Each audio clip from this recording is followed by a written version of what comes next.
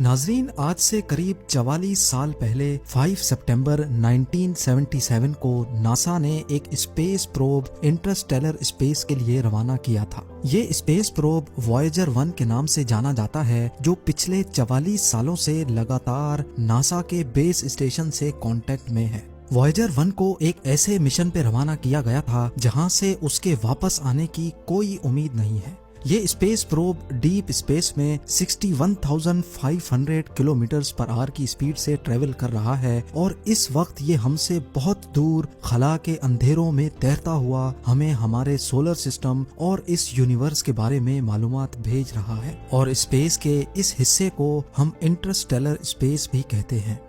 2012 में Interstellar space में दाखिल होते ही एक दिन नासा के साइंटिस्ट को वॉयेजर 1 की तरफ से एक ऐसा सिग्नल रिसीव हुआ जो सबके रोंगटे खड़े करने वाला था। जब उस सिग्नल को डिकोड किया गया तो उसमें एक ऐसी अजीबो गरीब आवाज थी जो वॉयेजर 1 ने रिकॉर्ड की थी।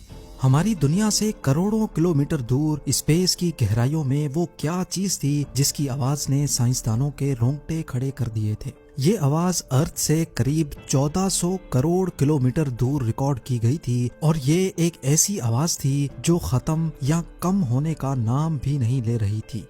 साइंसदानों ने कई दिनों तक इंतजार किया, लेकिन ये आवाज खत्म तो दूर की बात पर ये कम भी नहीं हो रही थी। देखते ही देखते एक साल गुजरा, फिर दूसरा साल और फिर पूरे 3 सालों के बाद इस अजीबो गरीब आवाज की इंटेंसिटी में कुछ कमी देखी गई।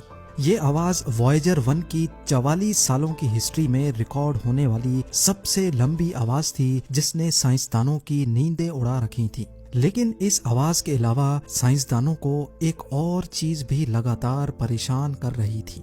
जी हाँ, जिस पॉइंट पे वॉयेजर 1 ने पहली बार इस आवाज को रिकॉर्ड किया था, पूरे 3 सालों के बाद वो उस पॉइंट से 160 करोड़ किलोमीटर दूर जा चुका था, लेकिन फिर भी ये आवाज वैसी की वैसी ही थी।